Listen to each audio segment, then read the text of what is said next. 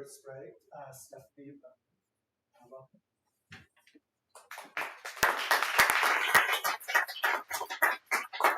Before we get things started, I do want to make a point of clarification, just because people might not know what the point in time count is.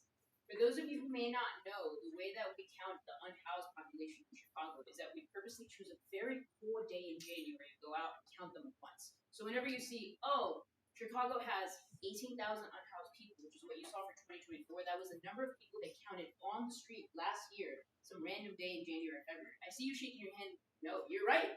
That's a terrible way to count unhoused people.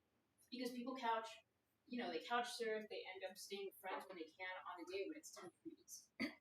So something to think about when we're talking about housing policies. Good enough. So, full screen mode here. Awesome. Cool. Good evening, everyone. My name is Robert Sprague. I'm Stephanie Bahaman. So our presentation tonight is called Four Flags, ADUs, and Beyond, How Abundant Housing Illinois is Reshaping Chicago. So who or what is abundant housing? We are a chapter of a broader movement called YIMBY Action. Does anyone know what YIMBY stands for? I think it says it on there. So it stands for the Yes in My Backyard movement. So it's a broad movement of folks who recognize that there's a housing shortage in the United States and are organizing and advocating to tackle that shortage and make it easier to build abundant housing at all income levels. So our chapter, Abundant Housing Illinois, was founded just about 3 years ago now, so early 2023. And some of y'all might have heard of the name Urban Environmentalists. That was our original name, and it was kind of originated from the Urban Environmentalist California chapter, which I was a part of before moving to Chicago. And then about a year ago, we rebranded to Abundant Housing Illinois, because that's a lot clearer of a name. And today we have over 500 members who are actively in our Slack channel, and I think probably about an order of magnitude more folks than that on our mailing list. And then YIMBY Action more broadly has, I want to say, tens of thousands of people organizing across the country in dozens of chapters. And so, what do YIMBYs fight for?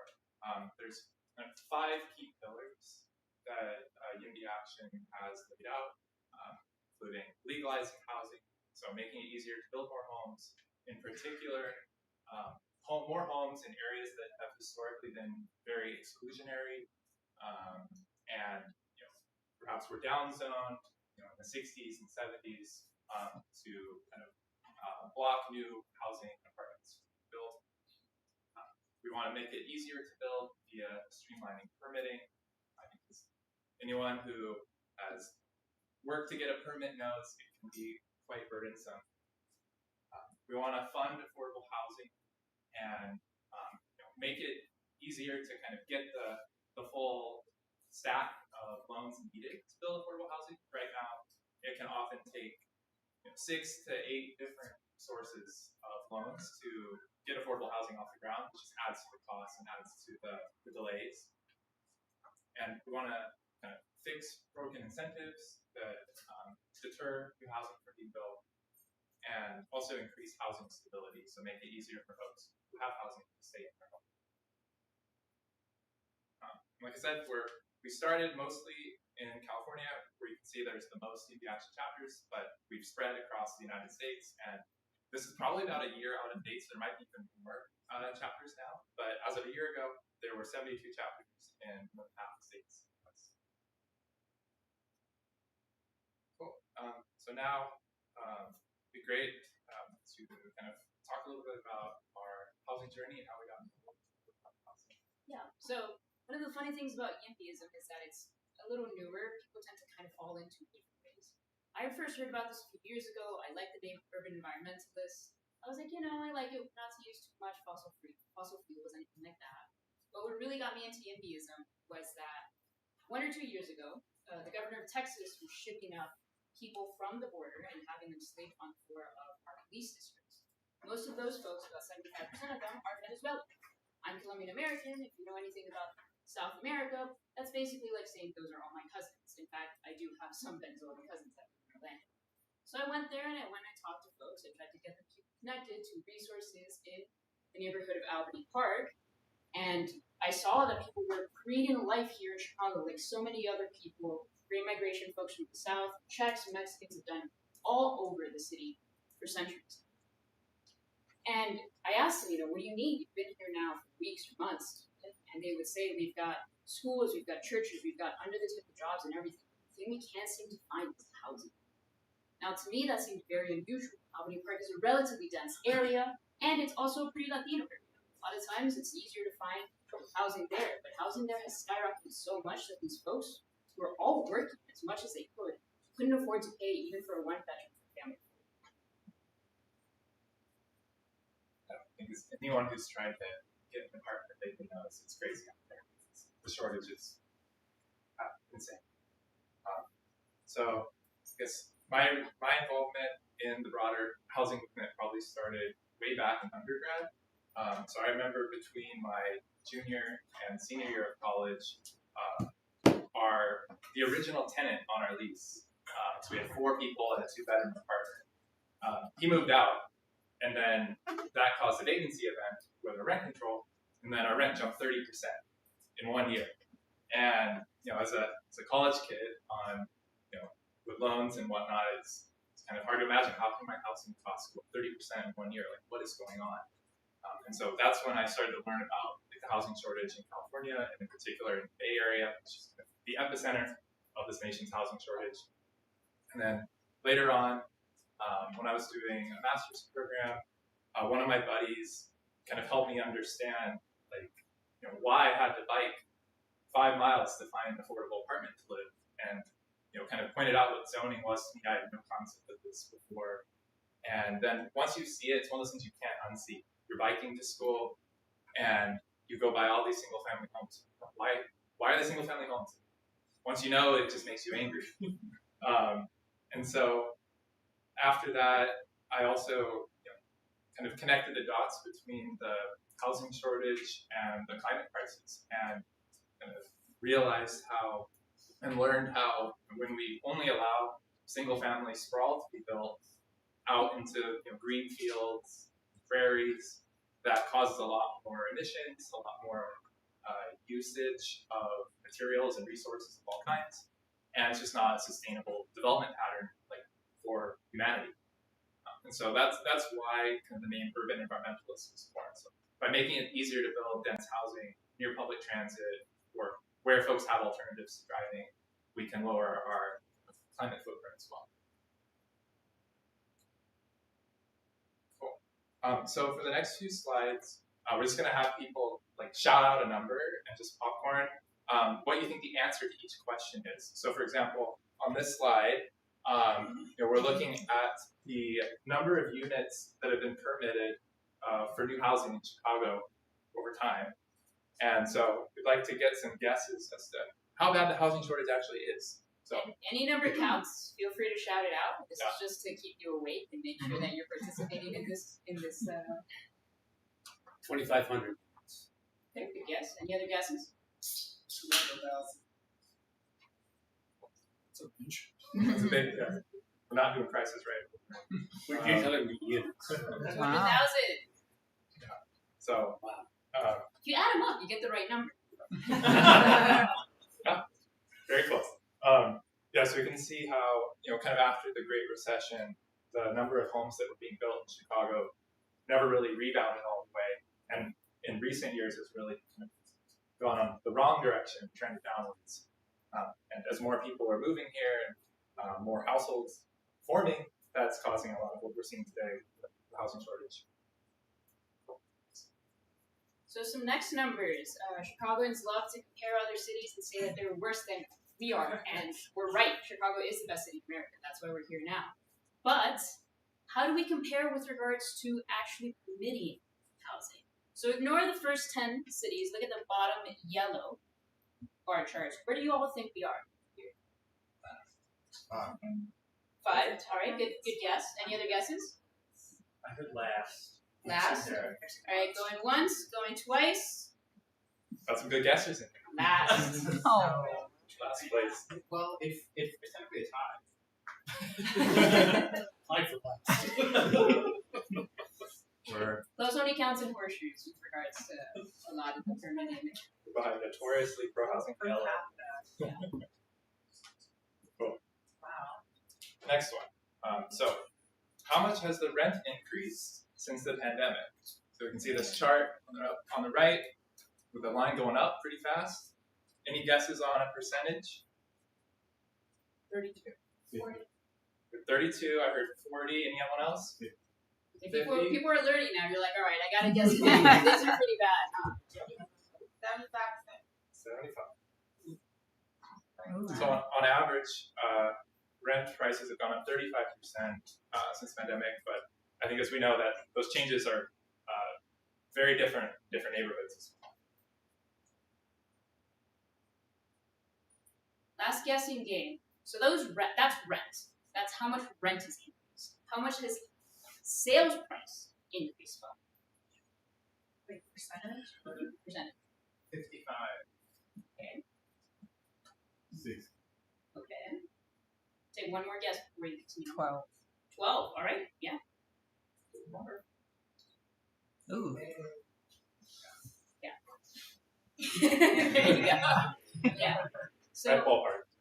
as you can see, turns out that when you don't build enough homes and people start to live more by themselves, things get more expensive because more people are competing for less housing. Actually, I was wrong. I think there's one more guessing game. But this is my favorite one, even though it's the saddest one. One nice thing about Chicago is that there's so much density and so many different types of what we like to call missing middle housing. So those traditional 2 flats, 3 flats, 4 flats. So we must be doing well there, right? Well, perhaps not. We've actually lost quite a few 2 to 4 flats in the last decade. Anyone want to guess how many homes we've lost in those types of housing? You mean like they were torn down So and then a single family home Two built on cases. the same lot? they were either torn down and became vacant lots on the south and west sides, or they were torn down to make single family homes. Mostly. Or they like put them together? Yeah, so that would be Yes. conversion to Yeah. There's a lot of that, right? There's a lot of that. So any guesses for this one? 10,000. 10,000. Okay. 150. Not quite. 10,000, 40,000. Anyone else? 80,000. 80,000. Okay. 3 guesses. We saw that our number was 11,775. Yeah. Mind you, this is up until 2019. Yeah. This has progressed further and faster post 2020 because there's an appetite for single family homes in the city, or at least a lot of space for kids. You've got the money for it, right? It's kind of hard to point all over there, but we can see some of the areas on the map with the brightest colors on the north side are like north center area, I think it's rare. Lincoln Square, Logan. But then we also see a lot on the south side, like in Inglewood, as Stephanie said. In a lot of cases, is resulting in housing just disappearing and becoming a vacant lot, which obviously further exacerbates the problem. So we've seen some numbers. We have a grasp on what the situation is and how bad things can be right now. What have we at Abundant Housing been doing about it? What do we do? We kind of break it up into 4 different things that we do. One of them is education. So here right now, we're telling people, hey, the housing shortage is pretty bad. You might want to know about this because everyone's talking about affordability these days. From New York City to Seattle, you saw it's been an election decider. Community engagement. A lot of this is going to meetings, as we'll be talking about, and telling people, there's this apartment building that's being built. Alderperson, please build it. I know there's someone else screaming in your ear telling you not to build it. I'm telling you to build it, and I'm louder. Okay, don't fight. Coalition building. There's plenty of already existing organizations in the city doing great work around housing, particularly around tenants' rights, particularly around tenant advocacy, reaching out to those folks, seeing what coalitions we can build, working with churches, working with other institutions like businesses too, if we think we can help them out. And finally, advocacy. So writing ordinances to try and get them passed in the city to make housing legal, helping write legislation and pass it at the state level to make housing legal in with several hundred municipalities outside of Chicagoland, because the issue is affecting us not just here in Chicago, but all across the state, all across the country.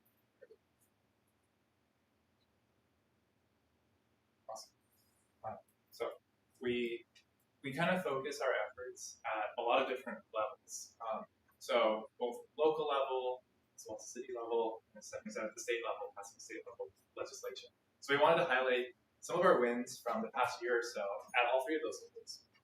So to start with, one thing we wanted to highlight was the recent rezoning of a about 2 mile stretch of Broadway. Please loud. I would say it's probably, well, excluding one of the other highlights we'll get to in a few slides, it's one of our biggest wins so far as an organization.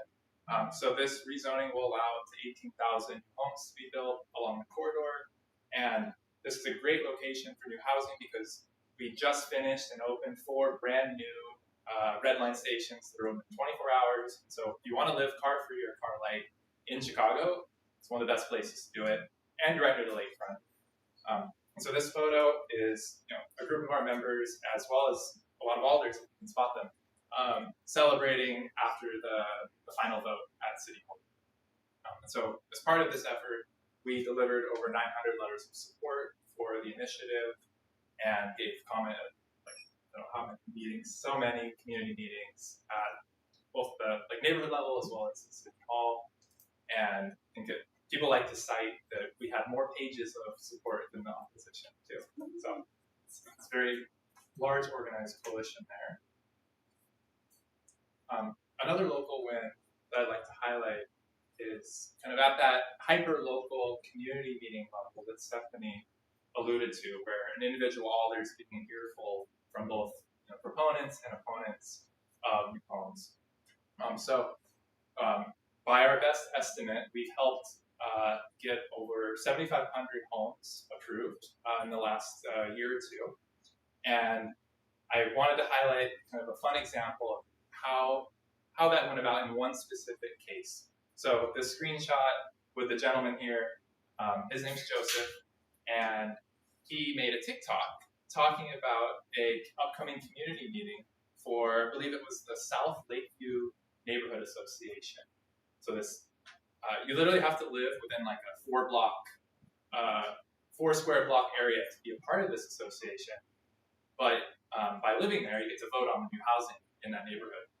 And so typically the only folks that show up to those meetings are kind of the stereotypical older homeowners who are saying no to a lot of new housing. And so he went viral on TikTok talking about this community meeting and got a lot of people in his neighborhood who've never done anything about housing to show up and join the organization. And at the community meeting, they voted slightly in favor of allowing a bunch of new homes to get built on Belmont. So it just shows how small little wins, even at the neighborhood level, really add up into a massive number in just a short time of 1 to 2 years. Additionally, we had lots of folks go to City Hall and make public comment in support of housing. So the other image shows one of our members named Oppie doing just that. And by showing up at these meetings, we're not only kind of helping other folks who have shared feelings about housing get involved and kind of find community with abundant housing, but it also kind of shifts the narrative in the media. So this quote from a recent Block Club article about new affordable housing in Humboldt Park says, I quote, "Neighbors and community members who attended the meeting shared a range of perspectives on the project, with the majority vocalizing support." And that last piece is really important because a lot of times the alders do support new housing and they see the impacts of our housing shortage every day, but they need political cover.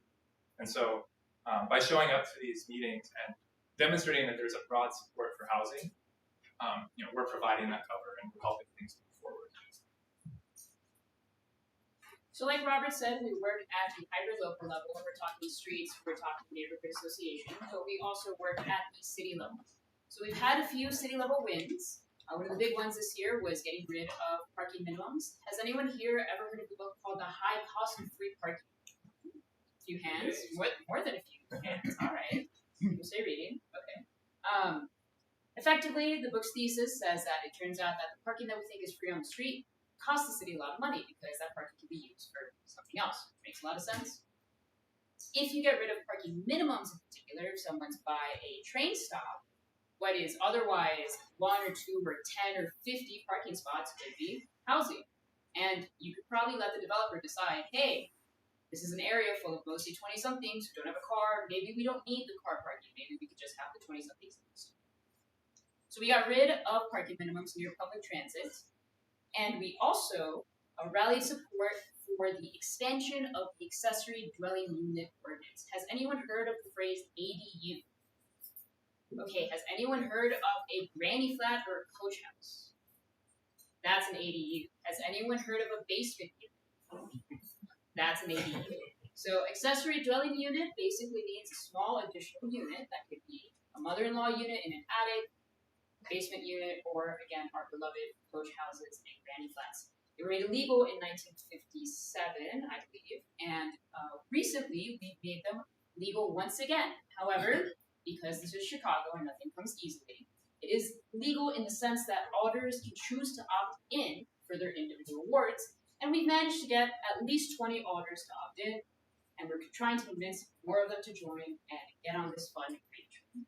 Awesome. Lastly, we have our state level wins. In case you might have heard, the transit system was in a bad way recently. It needed a lot of money, and we fought very, very hard to get it some of that money via what's called the NETA Act. This contains a subsection called People Over Parking, which effectively reduces parking minimums across transit across the state. So once again, we're trying to make it so that housing can be built near where people are going to use it, which is near train stops, near CTA, bus stops, and near metro stops as well. So we've looked a lot at some of our wins from the past year. Also excited to talk about what's next for fund housing providers. The momentum is just starting to roll. So we have 3 main initiatives for 2026, kind of similar, mirroring what we've been doing. We're going to keep operating at all 3 levels. So we have big ambitions for state level legislation. Specifically, we want to take our wins here in Chicago related to accessory dwelling units and copy that statewide. So in an ideal world, any residential property should be allowed to build an ADU, and we're working on that right now. Additionally, we want to see more missing middle housing get built across the entire state. So allowing 2 flats, 3 flats, etc. And with added density bonuses near public transit. Additionally, we are working on an initiative which we've kind of penned as family-friendly flats, or FFF. And it's not a single thing, but rather a package of reforms that make it easier to build new housing. As kind of a example image here, we've shown kind of a traditional courtyard apartment building. This is an example of a type of Chicago building that's almost impossible to build today because of things like mandatory parking requirements. So, and also requirements around kind of the way staircases are built and egresses are designed for structures. So we're trying to make it easier to build more family-friendly housing.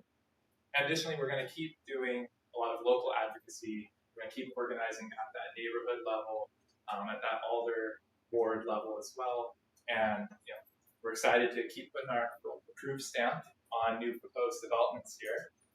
This is an example from North Kedzie Avenue, and I think we'll have a lot more of those in the new year to turn out for. If you're interested in going to one of those meetings and you live in the Uptown area, this Thursday, actually, there is a development for permanent supportive housing for women by Sarah Circle that needs people to come out. So if you were like, well, this sounds great, I want to get involved, you can on Thursday. Please come. I know people are going to come and fight against it. So I don't live in the area. I'm planning to go anyway to show up as an abundant housing member and lead, but you might think someone else will do it. No, it's you. You have to go. And I hate to give you homework, but you have to go. Is Rogers Park close enough where It's better if you live in Uptown, but if you live in Rogers Park, there's also developments up there. We have a public Google Calendar you can subscribe to and kind of see and say, all right, Rogers Park looks like there's one coming up in a few days. Or even just emailing the auditor if you know that there's something insane. A fan of this. It goes along. When you mentioned Uptown, I realized we didn't put a calendar. But we have some other QR codes for you. As Stephanie said, there's lots of ways to get involved, from going to a community meeting to joining our newsletter, or ideally becoming a member and being able to organize with us in our Slack channel. Let us know if these QR codes work. Hopefully they're large enough. But like I said at the start, we have about 500 or so folks from Illinois in the YIMBY Action Slack who are actively organizing every day for more housing. And if you know folks who live in Evanston or Oak Park or even some of the further out suburbs, we're especially interested to get them added to our Slack as well, because we're quite Chicago heavy at the moment, but this is a statewide issue that we're trying to tackle here. If you're on the fence, I will let you know we use our newsletter once a month, and you'll only get a newsletter once a month, or if there's desperate help needed for a housing development. So won't be spamming your inbox too much. I know I probably got 50 emails today I'm not going to read. I want to keep that to a minimum to everyone else's inbox. Yeah, I think pretty much like all of our leadership has separate full-time jobs. So these newsletters happen when we find the time for it, which is limited. But yes, that's all we had for today. Thank you all so much.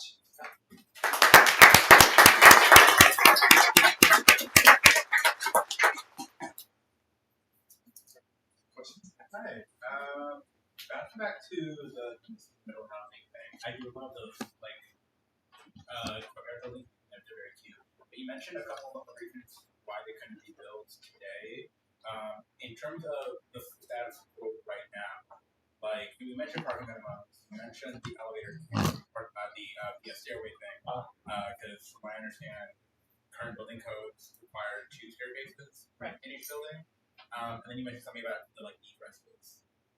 So the staircase thing is related to egress. Okay. So for those of you who may or may not know, and in other cities around the United States, such as Seattle and New York, you can build up to 6 stories without having 2 staircases. Here in Chicago, you can only do up to 2. And that made a lot of sense back in the 1950s when we didn't have the fire suppression technology we have now. So back then, it was necessary. So leave. Now, not quite as much. Trying to get rid of that. Some other code changes we're trying to make also revolve around more technical zoning things like setbacks. In other words, how close is the edge of the building to the side or to the front or to the back, things like that. Family-friendly flats is a nice way of packaging it all up, and it conjures an image that I think everyone loves here. Almost everyone has been in a courtyard building. They're beautiful, and we don't make them anymore because we made it legal. What if we make it legal by undoing these kind of technical changes that most people don't really think about that much because they're not that necessary? Does that answer your question? Yeah. Awesome. One little thing related to the egresses and the staircases. One thing that I think is really cool is when you have those 4 or 5 story buildings with a single staircase, either on the corner or in the center of the building. Not only does that let you build more units, but it lets you build better units. And you can have, you imagine a small lot where every unit could be like a 3-bedroom condo with a corner unit, cross ventilation. Just like there's a lot of quality of life improvements that can come from those building code reforms as well. You don't talk about cooperatives. There's over 90 cooperative housing units, buildings in Chicago, according to the map that we have, and I'm sure our map is outmoded because I know there's others that have their own map. And it seems like, and I'm coming from an affordable housing perspective because the housing just doesn't need just to be there. It needs to be affordable to people there. So in Uptown particularly, we have this phenomenon going with Cedar Flats where they're buying up all these buildings, retrofitting them, and making them apartments or condos or whatever. Not condos, but apartments. Their stuff is going for exorbitant prices. People are paying, $1,200, $1,400 a month for a bachelor's So affordable cooperatives are a way to make that housing affordable and just stay sustainable for a long time. So are you doing anything with regards to affordable co-op conversions? So we try as members to turn out for like all of the different types of housing. As Stephanie mentioned, we're organizing this week for the shelter in uptown, the support housing. I think that we've definitely seen that's how a lot of the SROs getting converted, like you said. I think that it speaks to just how dire the housing shortage is, that you can rent out like a tiny little apartment for that much money. I think I see Steven's hands up, but Yeah, can you go back to the pillars slide? yeah. So Steve, I'd say we do next to nothing for co-ops right now. But if you look at the middle one, it says funding affordable housing and increasing growth and incentives. Those would be the pillars that are most related to that. And I would say that we don't do anything for that because we don't have any members who have knowledge about that. And so it just does not come up within our group. And so I'm guessing that there are some incentives and disincentives that cause co-ops to not be formed newly that often. The city has supported some efforts in the past, like there was one in Wilson that it funded through a cheap loan. Yeah. And so like funding affordable housing, so we were big supporters of the green social housing effort the mayor and city council passed last year, which is launching this year. They're hoping to have their first project funded by the end of Q2. So I'd say join Abundant Housing Illinois and spread that knowledge within our group, and then it'll be much easier for us to, throw volunteers at that problem.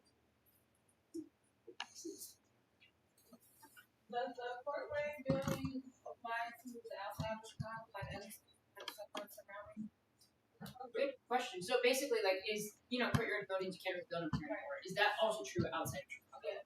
Specifically Evanston, though? Specifically Evanston. Off the top of my head, I don't know Evanston's building code, but I think everywhere across Chicago that I know of has a 2-stair requirement, which is reflects. Well, this is a great opportunity to plug next week. Monday, Evanston City Council will adopt a comprehensive plan update that says that they want to allow more multifamily housing of the size we're talking about. So I'm assuming it's illegal, and maybe in the future it could become legal. However, that's a 2-step process in Evanston, so they're going to adopt the comprehensive plan on Monday, and then over the next 900 to 900 months, they will redesign their zoning code to actually execute what's in the plan. Chicago skips the first step, actually, and I think it's a better idea, and just goes straight to fixing the zoning code. Just to elaborate a little bit more on the Evanston piece, it kind of feels like small potatoes, but for them it's a big step forward. Like they're basically going to recommend next week that they eliminate single-family zoning for the whole city, and that's going to be a big win for Evanston. So. For the ALUs, like the Granny Flats, do they have to rezone their property to do that, or? So if I wanted to go to Granny If I Flat, want to build one, yeah, because I watched something about this, like in other cities, they don't have it here. Definitely other cities and entire states are way ahead of us on Yeah. this. I think like Los Angeles is building like tens of thousands of 75% of new housing in San Diego is ADUs, which is Yeah. really intense stat to think about. Yeah, we have some fun loop this weekend. Yeah. 780 is. Yeah. But yeah, in Chicago specifically, so now ADUs, starting April 1st, ADUs will be allowed by right in certain zoning districts. So for the zoning nerds in here, anything that's like zoned RT or more dense is going to allow ADUs. But then if you have more single family zoning, you will be allowed to build an ADU, either a basement unit or a coach house. Actually, you can do both on one lot, I believe. You'll be able to do that in the green areas starting on April 1st. So by right means you can do it. You don't really have to tell anyone other than getting permits from the city to build. Okay. Whereas if it's not by right, you have to go through a rezoning Rezoning, process, that's what I was which is okay. 50 different processes in the city of Chicago. I'm yelling a little bit more about it because it always pisses me off. Okay. So an additional thing to keep in mind is that depending on where it was legalized, or made, once again, something you do by right, there might be some additional conditions. There are 3. Do you remember what they are? Owner occupancy. Owner occupancy. I know Steven knows what they Yeah, are. So limits on the number on the block or in your area, and then Limits on how many blah blah Yeah. blah. Like, Oh wow, so it's like I think that limits will in a year. incentivize people to do it first. yeah, yeah, but sure. the coach houses have an additional requirement, which is that it has to be built. All the contractors involved have to have apprenticeship programs. Oh, I see. I Yes. mean, like, is that like Effective. Okay. Yeah. So the coach houses, because of that requirement, we think they're going to be a little bit less popular than, say, basement units for attic units. It's also kind of a poison pill that you're sweating or rejecting the frag.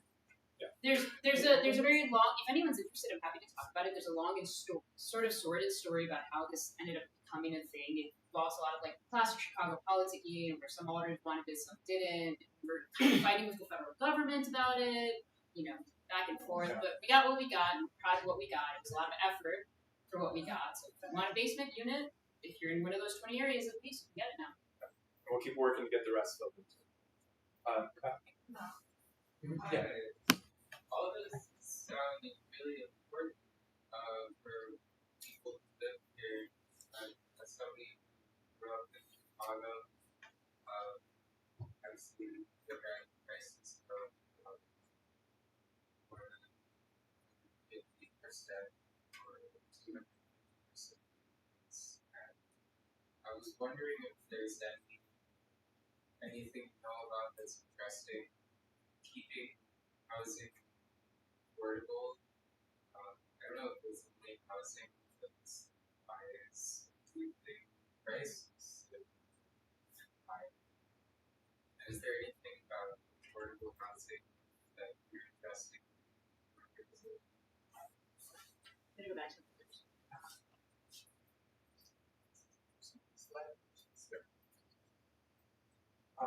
Yeah, I can take a first stab at it.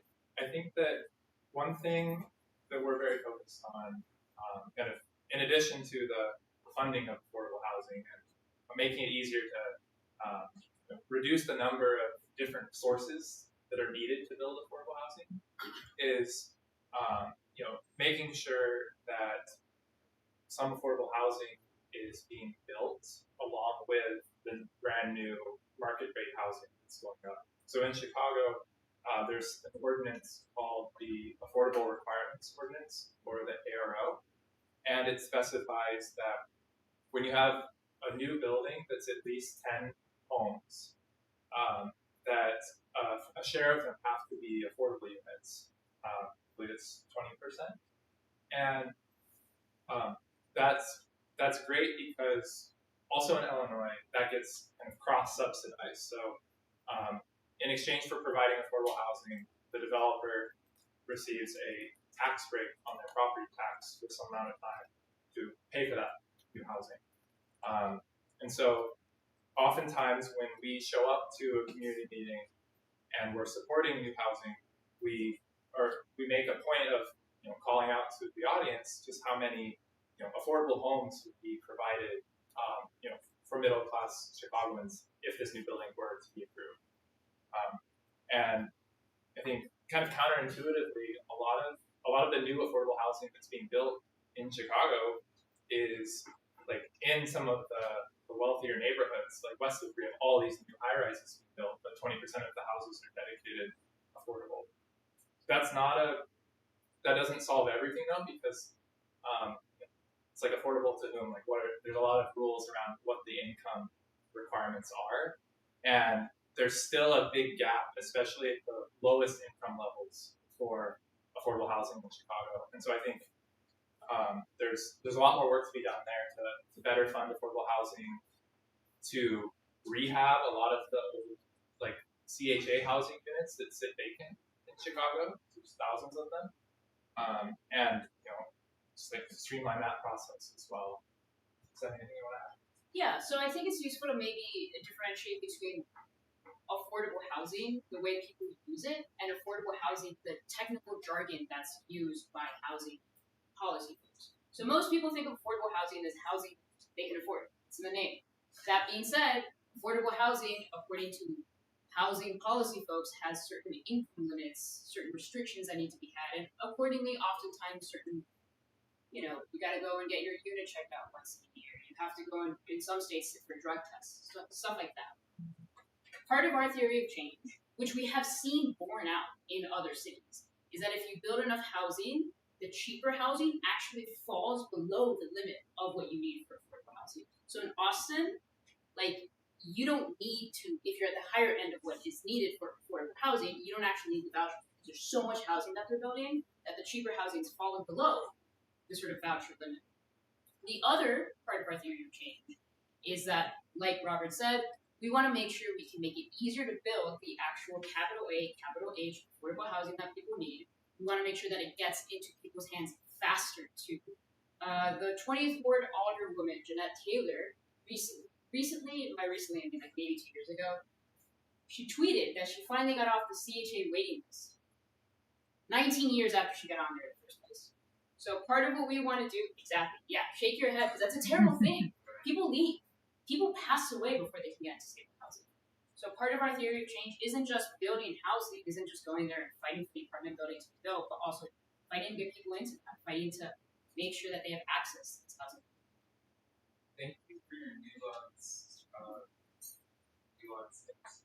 Yeah, thank you for the question, and I'm sorry that you've seen housing increase so much here in the city. That sucks.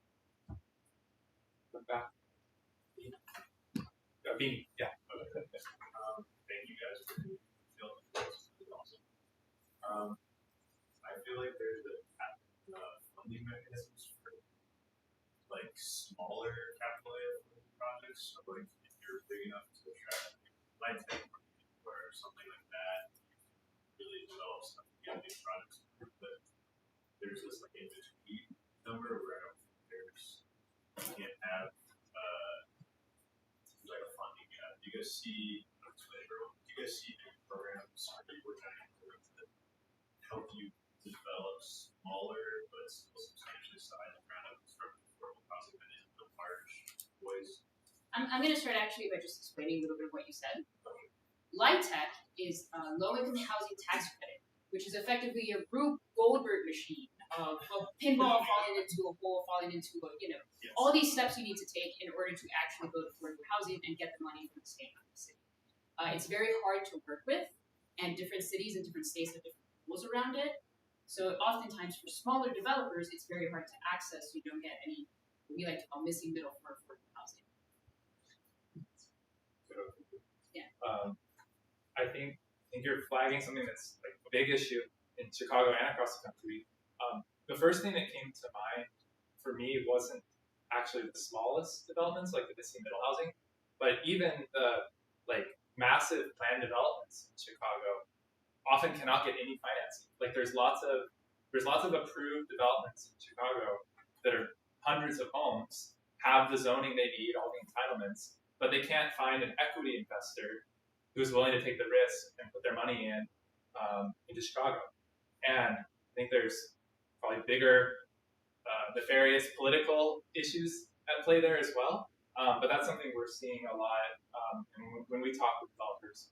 One thing that comes to mind at the smaller scale, which I think is an example of something that's working very well in Chicago, is, and Steven, I think, and others can probably add on to this, but there's initiatives right now to be building new kind of affordable for purchase single-family homes on previously vacant lots in neighborhoods like Back of the Yards and Englewood, where funding has already been given for hundreds of new houses, and organizations have already built I think dozens of them.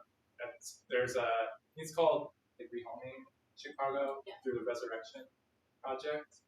It's actually an entity we want to collaborate with more. So if any of y'all have connections, that'd be great. But we're really excited to see that this vacant land is being put to a better use, because not only does that help people who are first-time home buyers buy affordable housing, but it's putting vacant land back onto the property tax rolls for the county, which lowers all of our tax burdens and all of our rents. There's a few other legislative proposals too. This is something that might be better done at the state level with regards to what gets taxed when and who gets tax breaks for renovating the units and stuff like that. But we're focusing a little bit on the things that we talked about now, which are missing middle and ADUs. But if you're interested in this, not to plug us too hard, come and join, because a lot of the legislation that we try and push is written by our members. So, yeah. One more problem. Yeah. In use it for like cross-market filtering, like somebody moves from one apartment to another apartment, so vacated apartment. Yeah. One thing that I've noticed, here's what's good about this is that sounds good, but Chicago's so divided with neighborhoods, so when you start building somewhere, the people who live in the neighborhood have a lot of people coming in where occupied to see the benefit spread across the city, sort of city benefit, but society, they don't see that benefit. Just curious how. Yeah. I feel like first I should define what in unit versus cross unit filtering is. So there is a theory of housing which has been borne out by several research studies that if you build luxury housing, people move into that, sort of like hermit crabs, right? All right, now we've got another unit that's empty, some people move into that, now that's a slightly less nice unit that's empty, people move into that, and so people are able to stay in this. Part of what your question is asking, if I interpret it correctly, is, all right, that's great, we see housing being built in Chicago, and some people are moving into that, but the people of the neighborhood themselves are not benefiting, right? Yeah. So there's a few things that I want us to think about when we think about this question. First of all, housing is not being built in Chicago. It's just not. Like, you saw the graphs that we have. Anything that we have effectively serves as like a little bit of a sink for where people are, but the demand for housing is so desperate everywhere in the city. The parts of the city that have seen the biggest increases in rent have actually been the south and west sides. That, like, you might think, well, we're building this here, we're building this there. Shouldn't that kind of, is filtering actually happening, or are we just getting these random people moving? Well, any little bit of housing immediately gets snapped up by people that need it. Secondly, with regards to how people benefit, there's a few dispersed reasons, which is to say, well, I can make the argument about tax rolls, we've got property taxing coming in, we've got people spending. But I also just want to address the heart of the question straight on, which is that a lot of people see gentrification and displacement in their neighborhoods. They don't like that. And I agree that if you like your neighborhood, you should be able to stay there. I don't want to see displacement happening necessarily, but the easiest way to prevent that displacement is to build housing. 3 months ago, the Urban Institute published a study saying downzoning, which is when you take a single unit of land and say, actually, instead of 3 or 4 units, you should only have 1 unit here, has contributed to keeping parts of Chicago whiter and richer. So you can make the argument that we need more tenant protections or we need more tenant enforcement, and all of that is true. We should fight for just cause eviction protection and some other things that we might think about. But part of the way that we can make sure the benefit is spread out is by making sure everything is upzoned even, because otherwise theories of power will hold, and you've seen this play out in Chicago over and over and over again, that the richest, the whitest parts of the city are the parts that fight housing the most. Does that sort of address the heart of the question?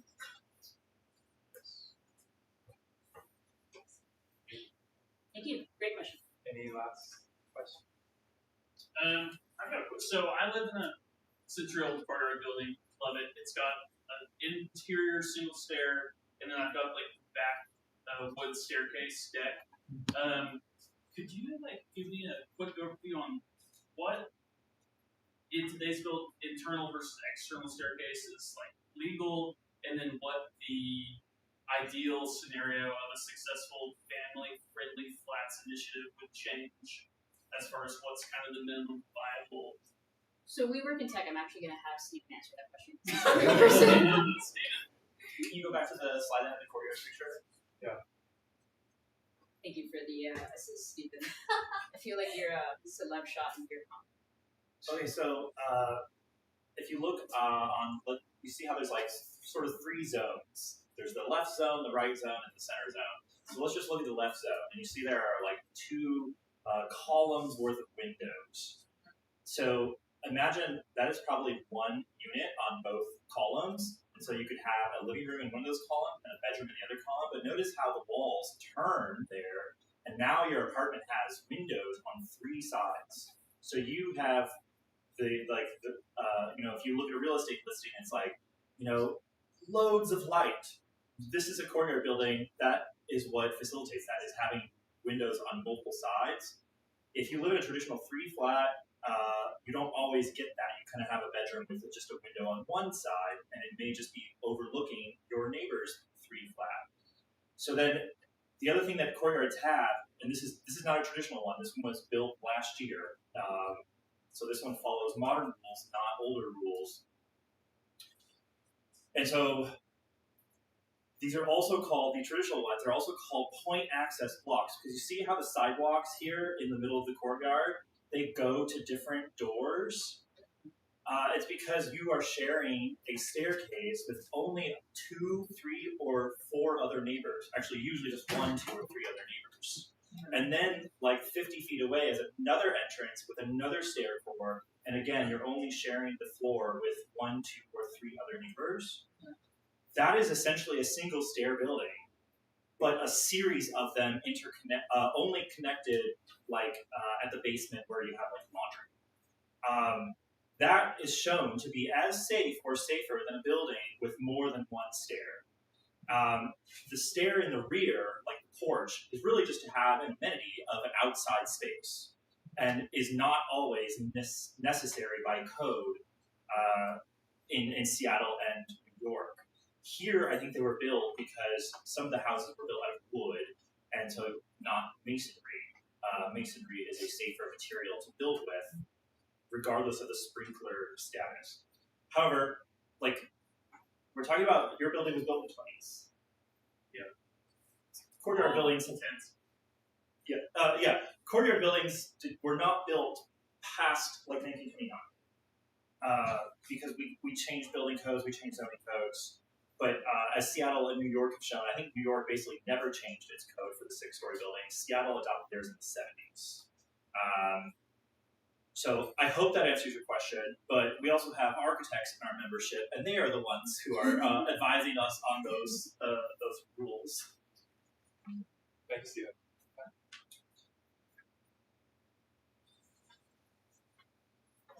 I think we have time for maybe one more. Yeah. Okay. I feel like I'm just stealing this question directly from Ezra 9, but I'm curious, all of you seem to be incredibly well read about this topic. As someone who doesn't know as much about the history of Chicago public housing and policy around it, do you have a few book recommendations or anything you can point to for people who want to learn? It looks like some of the back might have a book recommendation. I have a recommendation. The Museum of Public Housing is very excellent. Plus, I take pictures down there. There's a lot of there's a lot of restaurants. They get to see a staged apartment, but you have to do that. I haven't done that yet.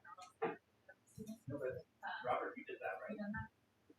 National Public Housing Museum? Yeah, Abundant Housing Illinois did an event there about a year ago, right before they opened. And we got a tour of those old units you mentioned, the original paint, and residents who had lived there 60 years ago, actually their family members have donated items back to the museum from their house too. Feels like a step back in time. It was a different vibe. So that's a space you can go visit, but a book I recommend is The Color of Law. That's what I was going to say. Richard Rothstein, and then there's a follow-up book written by his daughter, which I've not yet read. But that he makes the case where laws about land use and zoning that have led to racist outcomes are not happening naturally, but happening by choice of municipal and state governments. Can I make a further recommendation? In Chicago specifically, a lot of the histories of neighborhoods are so specific to those neighborhoods that it's kind of hard to find like a general history. But I have to recommend The Battle of Lincoln Park, which is superb, very short too, easy to get.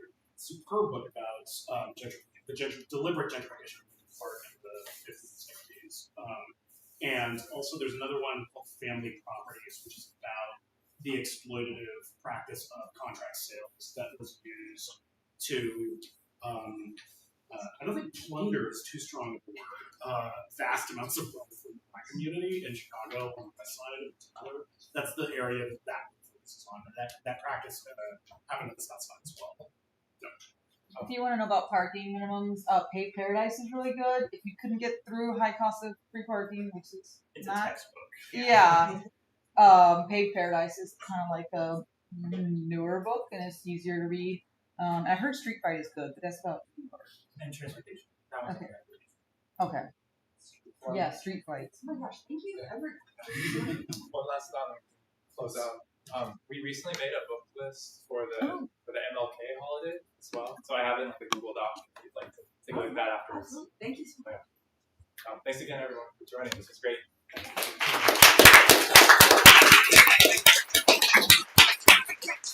Thanks, Lucy. I'd like to present you with a token. Join me in thanking our presenters one more time. Great. Thanks so much.